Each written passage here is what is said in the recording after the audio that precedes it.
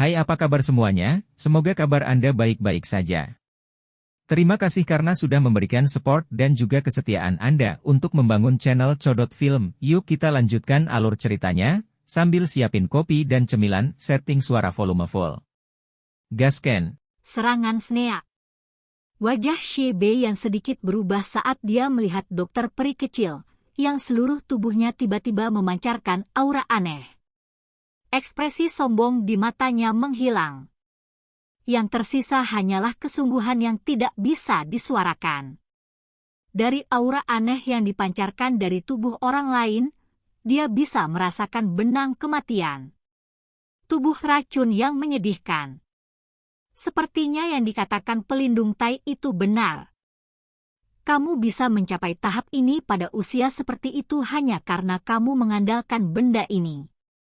Shebe yang juga orang yang berpengalaman. Dia juga telah mendengar sedikit tentang kehebatan tubuh racun yang menyedihkan. Karena itu, dia segera mendesis dengan cara yang menyeramkan. Dokter peri kecil perlahan mengangkat kepalanya. Warna di matanya sangat murni sehingga menakutkan. Satu berwarna ungu sedangkan yang lainnya abu-abu. Tidak ada doping warna lain.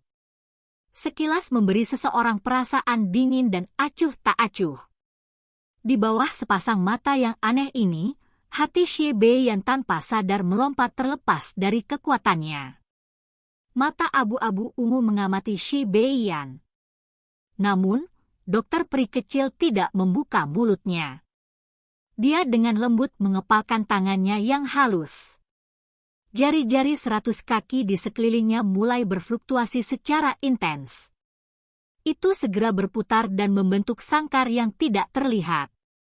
Menyusul distorsi ruang, tatapan yang dulu dilihat dunia luar juga menjadi kabur. Dunia penjara racun langit. Saat dokter peri kecil memutar ruang menjadi sangkar, orang bisa melihat kabut tebal ungu keabu-abuan tiba-tiba melonjak dari tubuh dokter peri kecil. Itu segera tersebar. Dalam beberapa kedipan, itu menutupi ruang yang sudah terdistorsi menjadi kandang. Dalam sekejap, tatapan dari dunia luar semuanya terhalang sepenuhnya. Wajah Shebe yang suram di dalam sangkar luar angkasa saat dia melihat kabut tebal ungu keabu-abuan yang menyebar di sekelilingnya. Dia bisa merasakan kabut jenis ini mengandung racun mematikan yang bahkan dia tidak berani serap ke dalam tubuhnya. Apalagi kabut ini juga sepertinya memiliki kemampuan untuk mengganggu kecepatan dan kelincahan seseorang.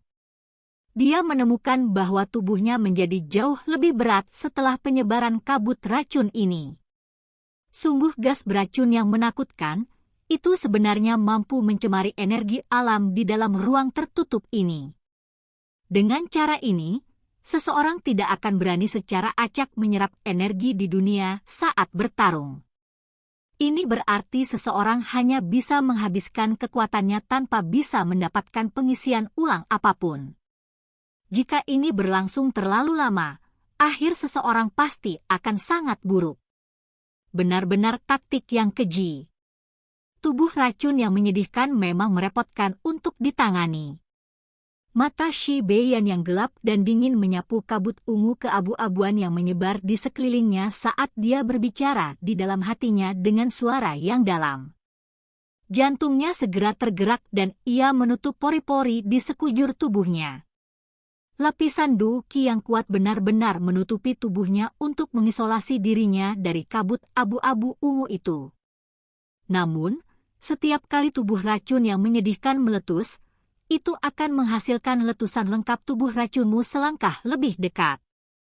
Aku yang dulu akan menemanimu jika kamu benar-benar ingin terlibat dalam pertarungan habis-habisan. Energi berwarna darah yang agung tiba-tiba melonjak dari tubuh Shebe Yan setelah tangisan dingin dan gelapnya terdengar. Dua penjepit besar melambai dengan keras. Matanya terus-menerus melihat sekelilingnya, siap menunggu yang tersembunyi dari dokter peri kecil untuk menyerang. Ruang ungu keabu-abuan selebar 100 kaki tiba-tiba muncul di langit yang jauh. Kabut racun ungu keabu-abuan secara kebetulan menyebar ke tepi ruang yang terdistorsi. Cara itu seolah-olah ada 4 dinding transparan yang mengisolasi sekeliling mereka. Di dalamnya bisa dianggap dunia yang tertutup gas beracun. Karena isolasi kabut racun ungu keabu-abuan, semua orang tidak dapat melihat pertempuran di dalamnya.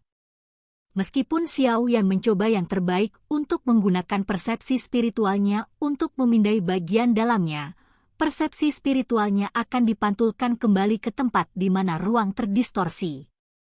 Dengan cara ini, orang luar sama sekali tidak menyadari situasi pertempuran di dalamnya. Satu-satunya hal yang bisa mereka lakukan adalah diam-diam menunggu pertarungan hidup dan mati antara keduanya berakhir. Tatapan Xiao Yan perlahan ditarik dari ruang ungu keabu-abuan. Meski ekspresinya masih agak khusyuk, dia setidaknya tidak lagi khawatir seperti dulu. Melihat tindakan dokter peri kecil sebelumnya, sepertinya dia juga menggunakan sesuatu yang menyebabkan kekuatannya melonjak. Selain itu, dia secara khusus membentuk ruang tertutup di langit dan harus memiliki kepercayaan diri. Mengingat pemahaman Xiao Yan tentang dirinya, dokter peri kecil bukanlah tipe orang yang dengan bodohnya pergi dan melakukan sesuatu seperti mencari kematian dalam perkelahian. Kita sekarang hanya bisa menunggu akhir-akhir. Xiao Yan menghela nafas sekali lagi di dalam hatinya. Tatapannya juga tiba-tiba menjadi dingin karena perlahan-lahan meluncur ke Xishan di depannya. Suaranya perlahan berkata, "Karena kepala Xishan sangat ingin bertarung dengan saya harus benar-benar disalahkan jika saya tidak memberi Anda kepuasan hari ini." Kata-kata Xiao Yan mungkin tenang tapi niat membunuh dalam suaranya sangat jelas. Jelas, orang ini, yang telah berulang kali memblokirnya, telah berhasil menerima amukan dan niat membunuh di dalam hatinya. Wajah Xishan berangsur-angsur berubah saat mendengar kata-kata Xiao Yan. Dia segera tertawa, sungguh orang yang sombong. Anda seharusnya merasa terhormat karena kepala suku ini secara pribadi bertengkar dengan Anda. Kalau begitu, aku akan mengundang Ketua Shi untuk menyerahkan kepalamu. Sudut mulut Xiao Yan terangkat menjadi senyuman ganas. Kakinya dengan keras menginjak udara kosong. Cahaya perak berkedip dan tubuhnya tiba-tiba bergegas ke depan. Beberapa bayangan muncul di langit. Sesaat kemudian, Xiao Yan muncul di atas kepala Xishan. Tangannya dengan erat mencengkeram penguasa yang berat itu saat dia segera memotong dengan kejam ke kepala yang terakhir tanpa gerakan mewah. Penguasa yang sangat besar itu membawa angin bertekanan kuat yang menciptakan peluit. Angin itu menyebabkan pakaian Xishan menempel erat ke tubuhnya. Hampeha! Hampeha! Hampeha! Hampeha! Xishan mendengus dingin. Tongkat biru di tangannya diangkat dengan kasar. Itu runtuh dengan penguasa berat itu tanpa menyerah. Dentang! Suara tabrakan logam yang jelas muncul. Percikan terbang saat kekuatan yang kuat menyebar dari titik kontak. Dua sosok manusia dengan cepat mundur. Tubuh Xiao Yan berguling di udara. Sayap api di punggungnya mengepak saat dia menstabilkan dirinya sendiri. Sebaliknya, kaki Xishan terhuyung beberapa langkah mundur sebelum berhenti. Apalagi tangan yang memegang tongkat itu tampak bergetar. Xiao Yan secara alami jauh lebih kuat dari Xishan dalam hal kekuatan fisik. Menambahkan beban berat penguasa Xuan berat dan kekuatan tubuh fisiknya, yang telah mengalami penyempurnaan dari banyak harta alam, secara alami bodoh bagi Xishan untuk memilih tabrakan langsung. Tubuh Xiao Yan digantung di langit. Dia memandang Xishan yang tampak lebih galak dan lebih kejam yang telah mundur beberapa langkah. Kilatan dingin melintas di matanya. Hijau giok panas Douki secara alami melonjak dari tubuhnya dan segera menembak ke arah penguasa Xuan berat ke segala arah. Dalam sekejap, penggaris berat hitam tua itu berubah menjadi warna hijau giok. Benang api hijau giok diam-diam menutupi itu. Ekspresi Xishan sedikit berubah ketika dia merasakan energi besar yang diaglomerasi pada penguasa Xuan berat. Tongkat biru di tangannya menari dan membentuk banyak bayangan.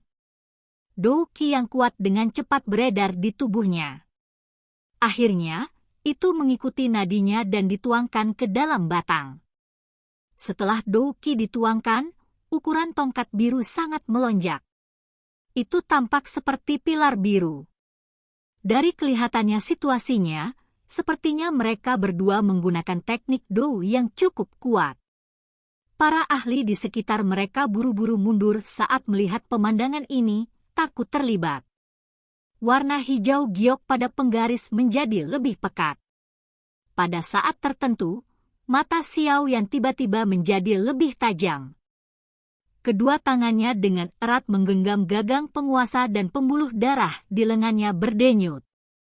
Dia dengan kasar membobol Xishan dari kejauhan sambil memasang ekspresi ganas. Tsunami yang memecah api. Cahaya api hijau giok yang berukuran lebih dari 100 kaki segera melesat dari ujung penguasa saat teriakan bergema di hati Xiao Yan.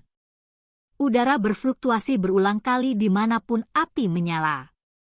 Suhu tinggi yang terkandung di dalamnya menyebabkan ruang di sekitarnya tampak terdistorsi.